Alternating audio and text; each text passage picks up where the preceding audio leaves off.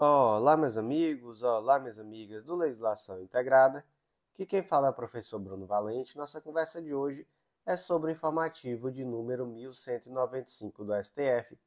Antes de começar aquele convite, se inscreve no nosso canal, seja no Spotify, Deezer, Apple Podcasts, Google Podcasts ou no YouTube, e ativa o sininho para ficar sabendo sempre que tiver conteúdo. Nos segue também no Instagram, Legislação_Integrada, onde todo dia tem novidade, e já deixa aquele like, já avalia a gente com 5 estrelas no Spotify, já compartilha também na sua rede social preferida, com aquele amigo, no seu grupo de WhatsApp. Tudo isso fortalece demais esse projeto e é um grande incentivo para a sua continuidade. Então, sem mais delongas, vamos já iniciar com o primeiro julgado do dia.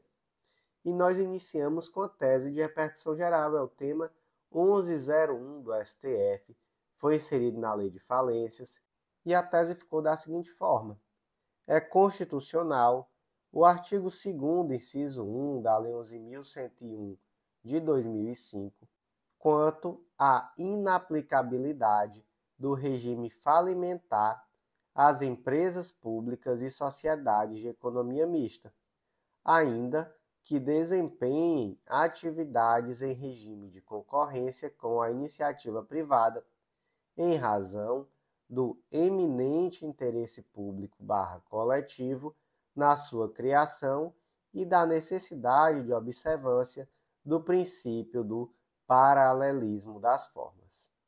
Então, vamos lá, um questionamento de constitucionalidade do artigo 2º, inciso 1 da Lei 11.101. O que diz esse artigo? Essa lei não se aplica à empresa pública e sociedade de economia mista. Aí vem o questionamento. Certo, professor, não se aplica. Mas qualquer empresa pública, qualquer sociedade de economia mista, e se for, por exemplo, uma empresa pública, uma sociedade de economia mista que atua no mercado em regime de concorrência com outras empresas, mesmo assim não vai ser aplicada a Lei 11.101, porque isso não seria uma situação que comprometeria a igualdade entre os concorrentes, estando uns regidos pela Lei 11.101 e outros não. Gente, o STF entendeu que esse dispositivo é constitucional, tá? Então, não há aqui nenhum problema. Quais foram os fundamentos? Primeiro, olha só. Ainda que se trate de uma empresa pública ou de uma sociedade de economia mista que atuam no mercado em livre concorrência e por aí vai, mesmo nesse caso, nós temos que ter em mente que essas empresas têm um especial interesse público.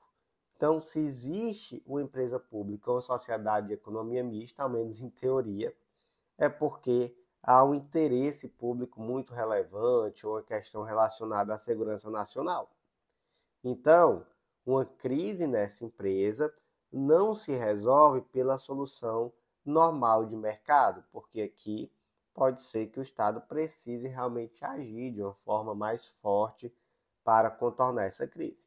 Segundo ponto, o artigo 173, parágrafo 1º, inciso 2, coloca que essas empresas que atuam em regime de concorrência, a elas se aplica regime jurídico de empresas privadas. Mas isso por si só não é suficiente para mitigar essa regra que está prevista de forma muito clara lá no artigo 2º, inciso 1 da Lei 11.101, que diz que não se aplica a lei a empresas públicas e sociedade de economia mista, beleza? Terceiro ponto é o paralelismo das formas, porque veja só, se para criar uma empresa pública ou sociedade de economia mista é necessária lei, para extinguir também é. Então, não dá para se extinguir por falência. Empresa pública e sociedade de economia mista só são extintas por lei, beleza? Então, paralelismo das formas. E além disso, o STF também traz que é necessário um sistema legislativo próprio para tratar da extinção dessas empresas. Então não pode ser via falência, a Lei 11.101 não se aplica, portanto, Então, como é que ficou o tema 1101? Olha só, gente, como fica até fácil de decorar, né, digamos assim. É o tema 1101, que é relativo à lei 11.101. Como é que ficou?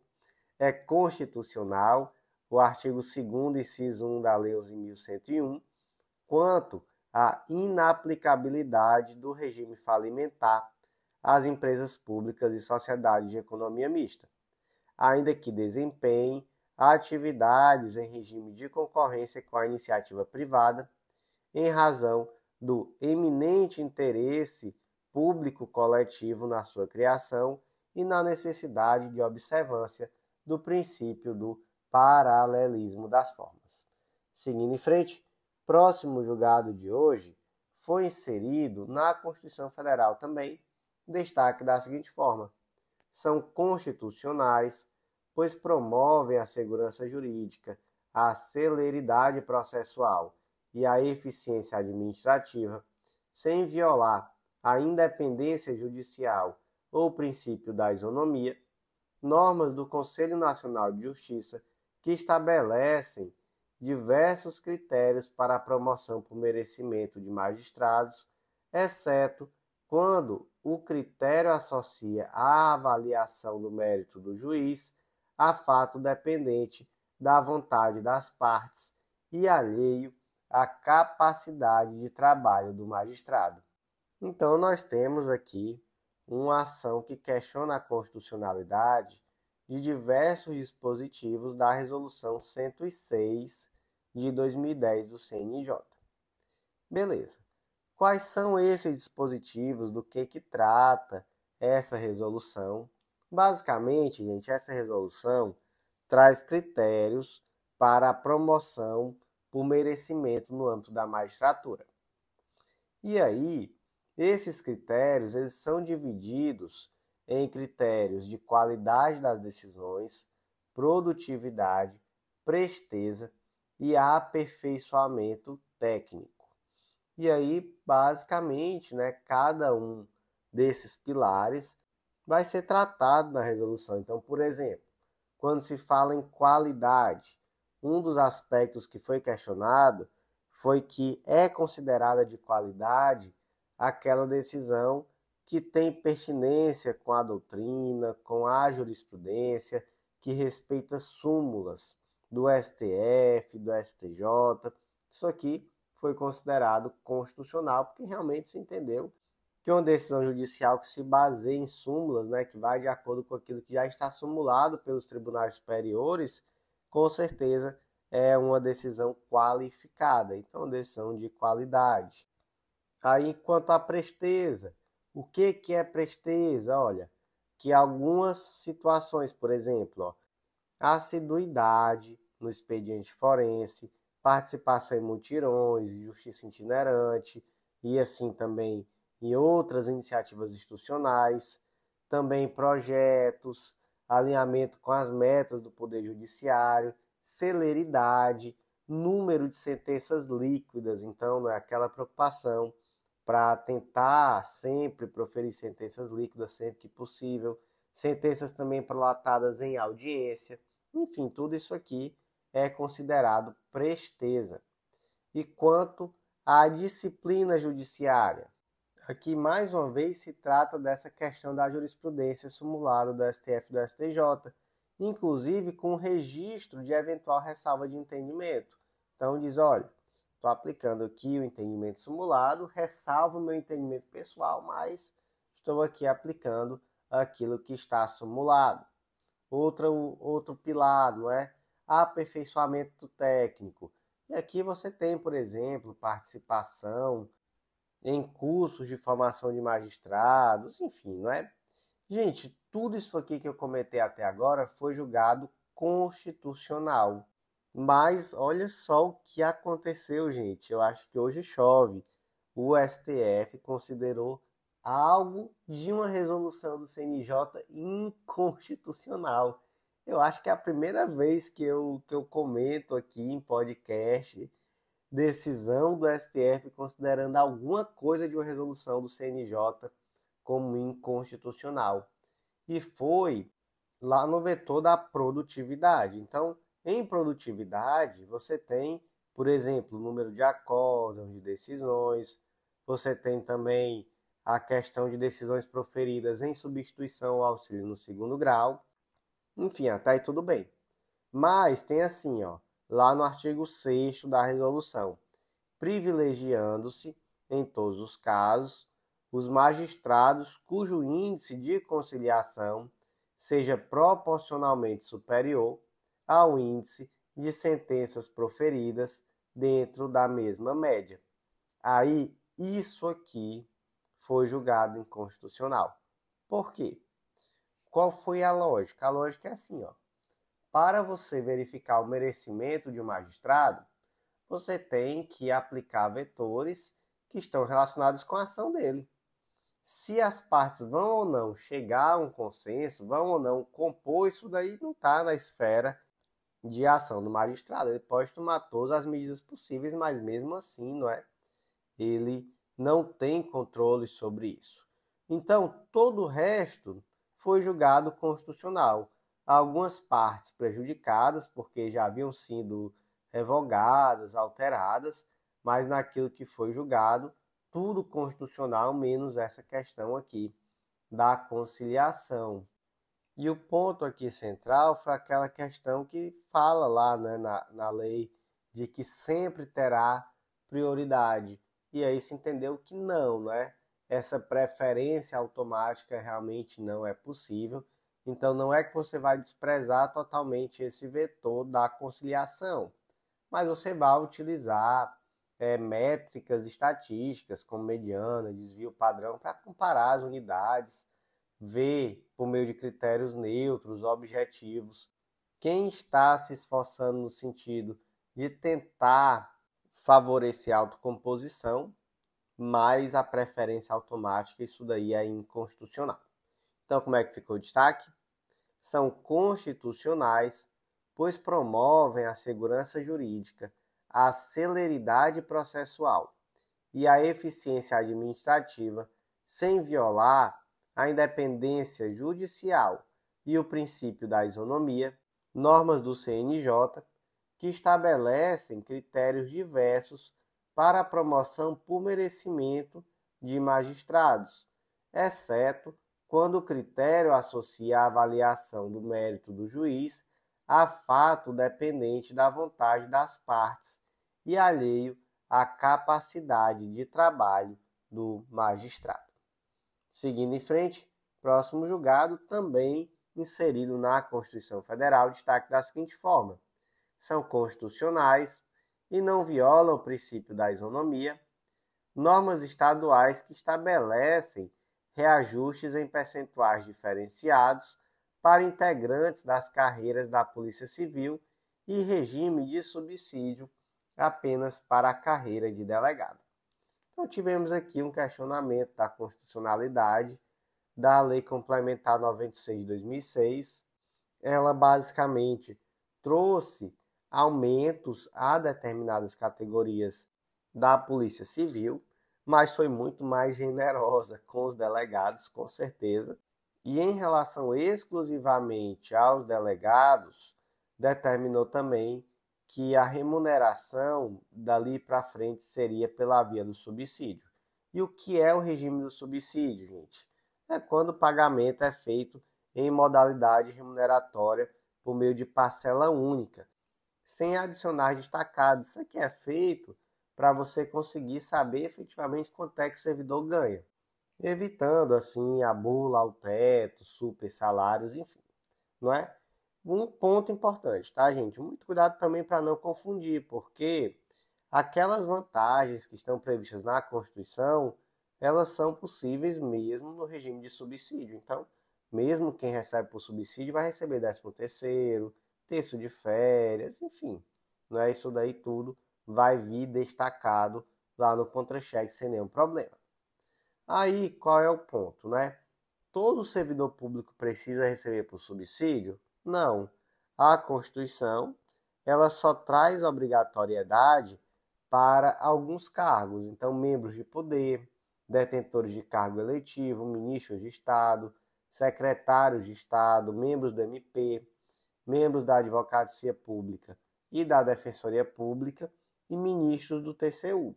Esses aqui precisam receber obrigatoriamente por meio de subsídio. E facultativamente, aí qualquer servidor organizado por carreira, entre eles delegado. Então, delegado pode sim receber por subsídio, claro. Agora, não é obrigatório. E aí, gente, nós já podemos concluir que é possível, então, que a lei preveja que delegado recebe por subsídio, mas agente, escrivão, perito, esses todos não recebem. Não tem nenhum problema. Segundo ponto, a lei pode trazer percentuais diferentes de aumento para cada uma das carreiras? Não confunda uma coisa com outra coisa, tá? Não confunda aumento com a revisão geral anual. Revisão geral anual serve só para recompor a inflação. E aí, a inflação é a mesma para todo mundo, não é? Portanto, o índice também é o mesmo para todo mundo. Aumento não, gente. Aumento é aumento. E aí não é obrigatório que todas as carreiras recebam o mesmo aumento. Então, você pode dizer, mas o delegado está tendo 40% de aumento e eu estou tendo só 6%, 8%, está errado. De fato, você pode fazer greve, pode reclamar, pode chorar, mas o judiciário não tem como, sob um argumento de isonomia, estender o aumento, tá? Inclusive, nós temos a súmula vinculante 37 do STF, que é importantíssima, que trata sobre essa impossibilidade do judiciário aumentar vencimento sob fundamento de isonomia. Não pode fazer isso, tá, gente? Não pode, mas de forma nenhuma. Então, como é que ficou aqui o destaque? São constitucionais e não violam o princípio da isonomia. Normas estaduais que estabelecem reajustes em percentuais diferentes para integrantes das carreiras da Polícia Civil e o regime de subsídio apenas para a carreira de delegado. Seguindo em frente, próximo julgado foi inserido na Lei da Ação Civil Pública, destaque da seguinte forma: encontram-se presentes os requisitos para a concessão da medida cautelar, pois a plausibilidade jurídica quanto à alegação de que a destinação de valores provenientes de condenações de acordos em ações civis públicas trabalhistas deve observar parâmetros legais e constitucionais, especialmente transparência, rastreabilidade e efetividade na aplicação dos recursos. 2. Há perigo de demora na prestação jurisdicional, consubstanciado nos riscos da destinação inadequada desses valores e pelo histórico de contingenciamentos e bloqueios de fundos públicos com comprometimento à reconstituição dos bens lesados e à proteção dos direitos sociais do trabalhador. Não vou reler o destaque ao final, tá, gente? Eu acho que não é necessário. Mas vamos entender isso aqui. Qual é o contexto? O contexto aqui são as ações coletivas no âmbito da Justiça do Trabalho. Sobre isso, o que diz a Lei da Ação Civil Pública? Está lá no artigo 13. Diz que, havendo condenação em dinheiro, a indenização pelo dano causado reverterá a um fundo gerido por um Conselho Federal ou por conselhos estaduais, de que participarão necessariamente o Ministério Público e representantes da comunidade, sendo seus recursos destinados à reconstituição dos bens lesados. Ou seja, teve uma indenização por dano moral coletivo em uma ação civil pública. Essa indenização vai ser paga para quem? É para o autor da ação? Não. Vai ser paga, ou melhor, vai ser depositada em um fundo público. Então, por exemplo, nós temos o Fundo de Defesa de Direitos Difusos, nós temos também aqui já no âmbito trabalhista, né, para ser algo mais específico, Fundo de Amparo ao Trabalhador. Enfim, vão existir outros fundos a depender do âmbito em que nós estamos tratando.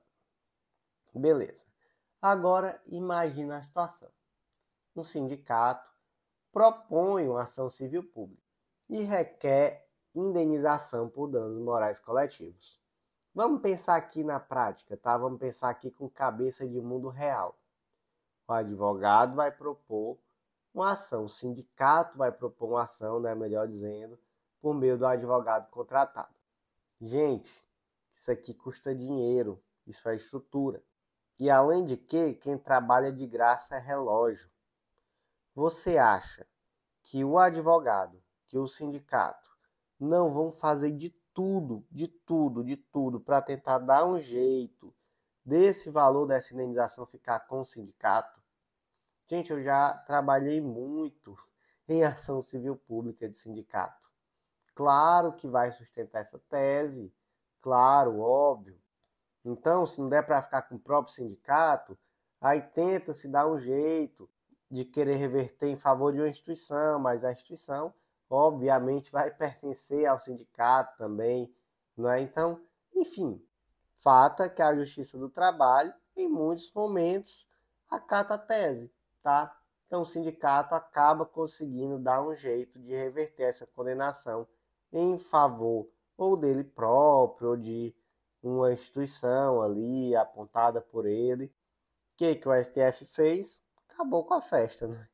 Deu aqui um baque pesado para os sindicatos, né? Então, deferiu a medida cautelar, que agora foi referendada pelo plenário, determinando que, como regra, o valor dessas indenizações vai ter que ser direcionada ou ao Fundo de Direitos Difusos ou ao Fundo de Amparo ao Trabalhador.